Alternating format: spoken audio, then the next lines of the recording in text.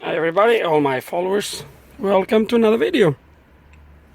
So this video today is on a Toyota Yaris 2001 with the 1.3 petrol engine. Now today's a little bit sunny, so it might gonna be some glare around. We'll see how it goes. Now this car came to me as a known runner, and the car has been dropped to me. I'm gonna just show you. It's been dropped to me like this. No battery. I've just put one of my spares battery in there charging, but yeah, it came like that,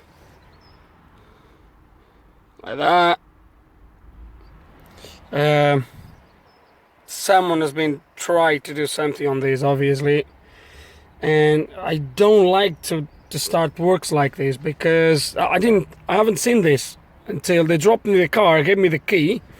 When I was to put the car inside, that's when I've seen all this.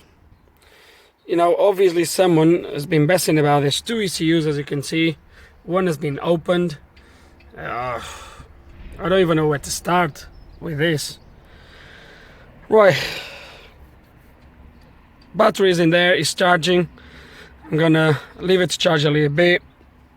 I'm gonna try to figure out which ECU is the original one from the car, and we'll go from there. Okay, so when examining the ECU that was open, I've noticed that something is missing right there, where it says IC503. So I've opened the ECU that was still closed, and what is missing there is obviously an EEPROM 8mm Atmail 25040NB. Now I'm gonna guess, I hope that this is the original ECU, because the EEPROM hasn't been touched yet, so I can see the soldering points, everything is still original. So I really hope that's the original one. And if there is an issue with this ECU, hopefully we'll find out which one is, what the ECU is. I hope this is not the original and the EEPROM is missing, and now we'll have a immobilizer problem, if there is an immobilizer on this ECU, which most likely it will be. So we'll see how it goes. I'm just gonna plug this one in and see what happens, really. Oh my god, look at this. Look at this.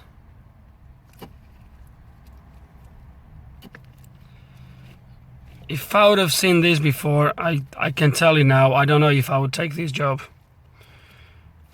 Man, and actually, look at this. I don't know how many wires they have been cutting here. What the hell have they been doing?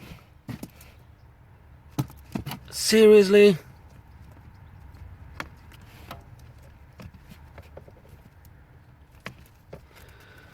Well, still, plug it in and see what happens. Okay, so the car cranks, but obviously it doesn't fire up. Another thing that I've noticed as well is, I believe this is the immobilizer light in there, and even with the ignition on, I mean, you can't really see, can you? Okay, with the ignition on, that light carry on flashing. So obviously we have an immobilizer problem, but now is that the ECU, the original ECU? Okay, let me think. Okay, and our first problem. So scanning the ECU, and we get these two codes, which are both the same. One says history, the other one says current. But obviously this is easy to see that this is my problem. Is the key code. So it's an immobilizer problem at the moment. Don't know if there is a problem afterwards, but at the moment is an immobilizer problem. And the same thing pretty much under immobilizer. Says the same. Unmatched key code, come on. As you can see, this is now in the immobilizer module.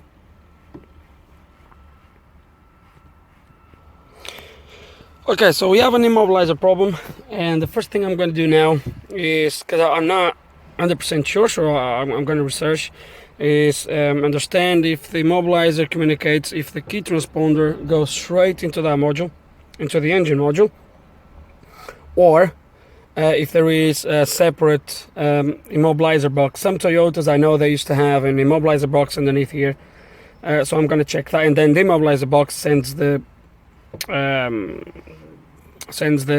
allowing to start signal into that module. If that's not the case, that means that communicates straight into that module. So I'm going to try to understand what is what kind of transponder we have in there, and we'll go from there.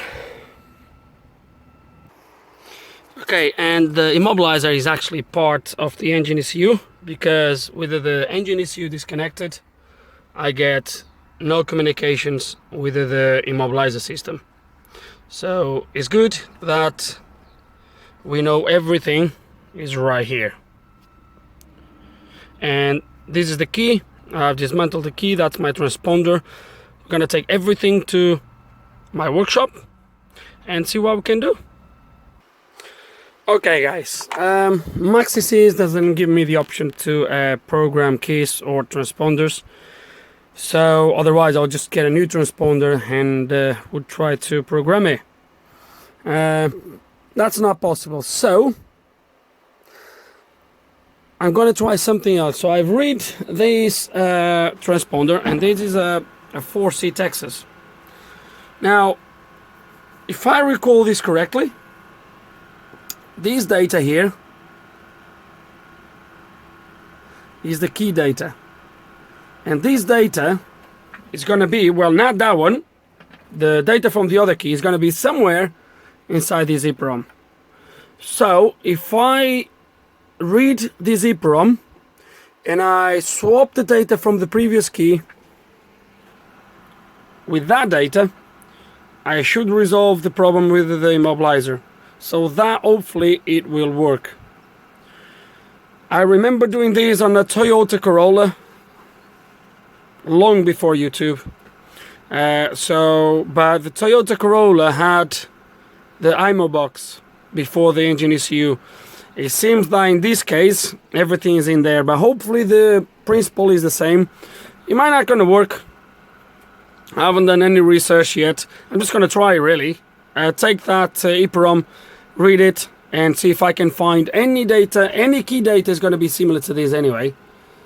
Okay, it's 28 is a 14 bits data, so 28 characters, and let's gonna go from there really. See what happens. Nothing to lose really. And the first thing, let's gonna remove this EEPROM.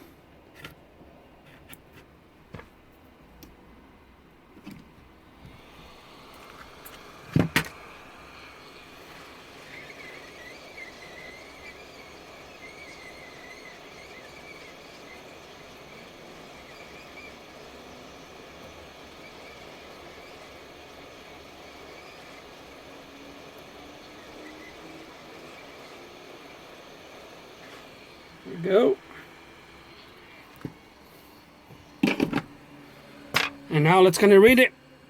Okay guys, so we read the chip using X-PROG, and I know that my key data is somewhere here. Usually it's duplicated, but it might be inverted, but it's gonna be somewhere here. And that's what I'm gonna try to do, is decipher where the data is and try to replace it with the data we read from the actually transponder. It might gonna take some time. Let's see how it goes.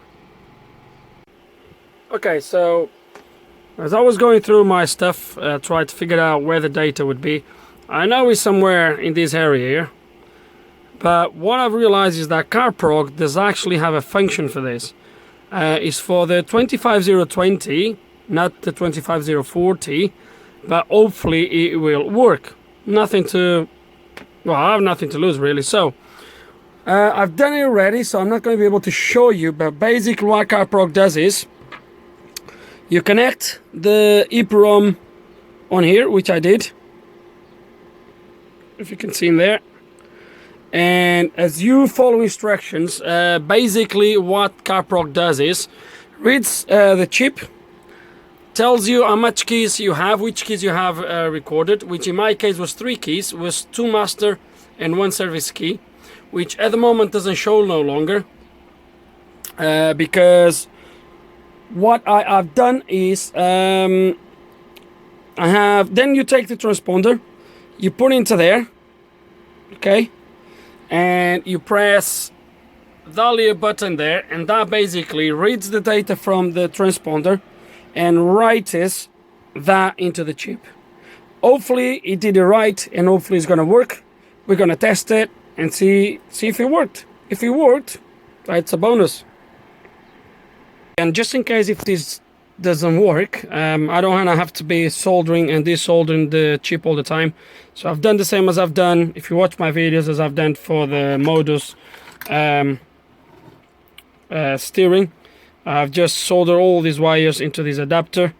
The chip is in there, so we can just easily take it in and out as many times as we need without damaging the board. And now, yes, I'm ready to go plug it in and see what happens.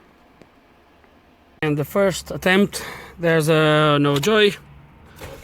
As you're gonna see, we still have our security light flashing when I turn the key on, so it doesn't work. Okay, we're gonna have to try again.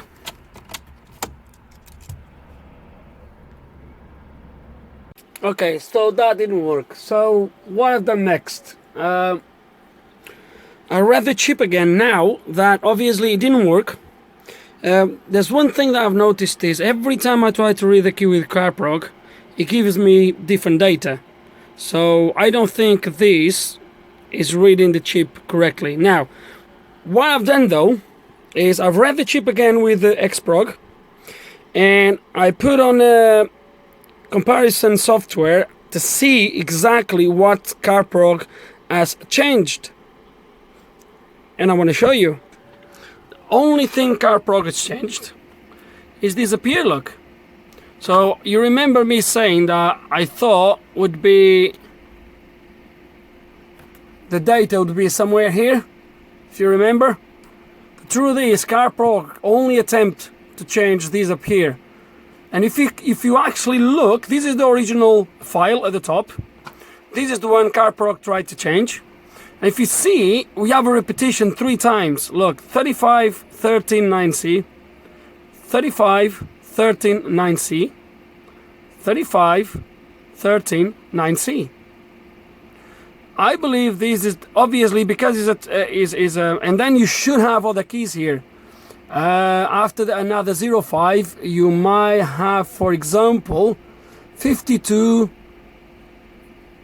05, no, 26, B898.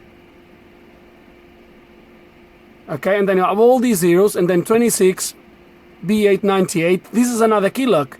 You can actually follow it. And so we're going to change this key, and I'm going to change now. As you can see, it's changed 1, 2, 3 bytes. Yeah, no, 1, 2, yeah, 3 bytes. That is changed. As you can see, it's 2 numbers here, highlight the yellow. Then you have 13, which is another byte, and then 9C, which is another one, and then it just repeats itself. On our data, if you look properly, the only 3 bytes that we have altogether is these ones here. These ones is something different. So I'm gonna try to put this C57170. I'm gonna try to put it like this, and then I will try swap bytes if it doesn't work. Sometimes you need to swap bytes. So, but I'll try like this, and we'll see what happens. So C57170. That's what I'm gonna put right over there. Not on this software, but on X-PROG actually. So I'm gonna go to this file here, which is the only thing EEPROG has changed, and 05, so 67. So we're gonna go C5,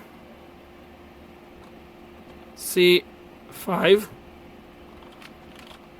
71 7 E, and now we have all these zeros, then a 05 starting with, which is probably an ID to tell the ECU where the key is, and then it just starts again. Oh, sorry guys, I'm not really focused, am I?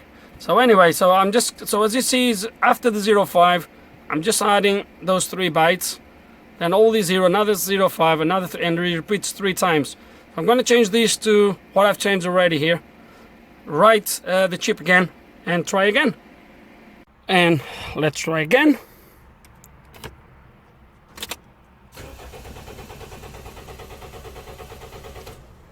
Nope, I still have the light flashing.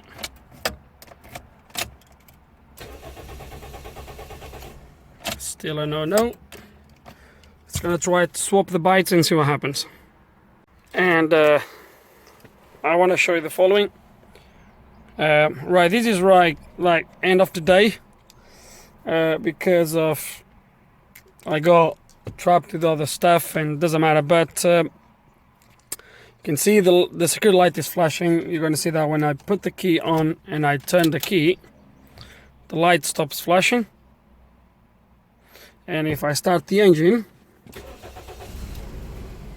it actually starts but shuts down. So the problem now with the car is this, which we're gonna have to try to figure out why it's wrong. But the immobilizer faults are gone. There's no faults for the immobilizer. As you can see, there's no more blinking of the security light, so this problem is resolved. Now there's one thing to it, because I was giving you the wrong information. But I just want to show you again that it starts fine. You see, it even accelerates a little bit, but something, I believe that fault is, see, it runs a little bit but it shuts down. So I believe that fault is that fault in there is making the engine to shut off. But what I want to show you now is what I was doing wrong. So what was I doing wrong? I put it here on paper, but I'll show you in a second. There is 2 types of data on the key. You have the key data and you have the T-RIS data. To put into the EEPROM, you need to put the T-RIS data, not the key data. Z-Bull gives you that data. Other tools will give you that data as well. I'm just going to show you where you get that data from on Z-Bull. So when I make read key here, gives you only the data from the key.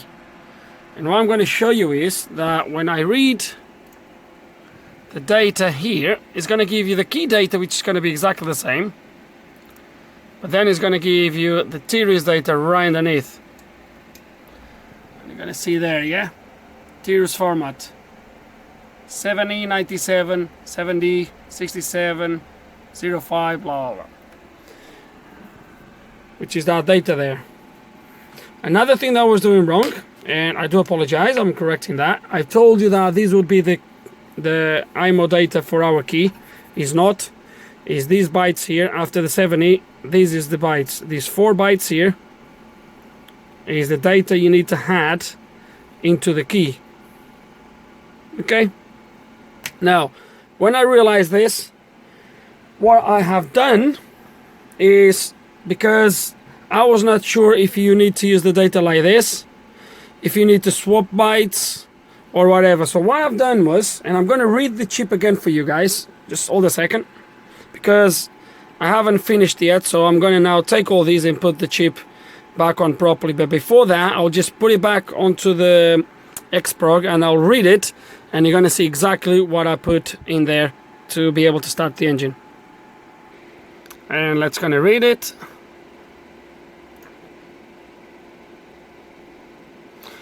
And there is. So if you hang on, just so you can see exactly what I've done.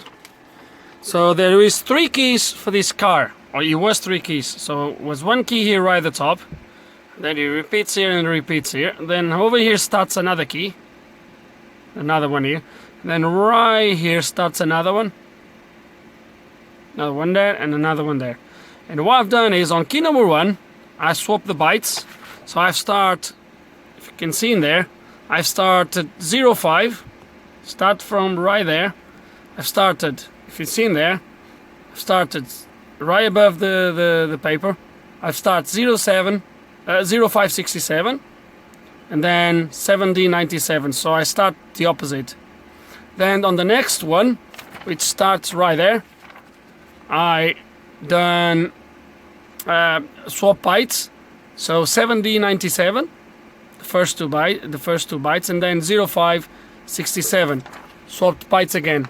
And then on key number 3, I just put exactly as it says on the Tirias data, 97, 70, 67, 05. So I could now try one by one and see which one is working. If you guys come across this, you can try yourselves. I'm not going to waste more time with this. I've just put it like that. And that's how I've done it. So I pretty much covered all the possibilities to make sure I would get it right. And I did. The car starts. I just need now to figure out what that problem is. That will be a separate video. For this one now, you just solder the EEPROM back on in there. Remove all this. Solder it back on. And we have added the key to a second-hand ECU. That's what it was, as I have explained to you. So the other ECU, the EEPROM, is missing. This was an ECU they got from somewhere. They scratched on the ECU saying new. So I believe this was the second-hand. This was the original key from the car, I believe, as it goes on the barrel. So what we did, we read the data from this transponder, and we just put the data inside the EEPROM in order for the ECU to see that the key is the correct key. And that's it. I don't have anything else to say. We fixed this security problem. The immobilizer issue is resolved. Now we'll tackle the next issue. Guys, it's been one of those days. Right. I hope there's information here you can take it further. You can, I don't know, that might help you. Hope you enjoyed the video.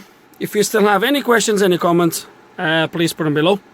And like always, thank you so much for watching.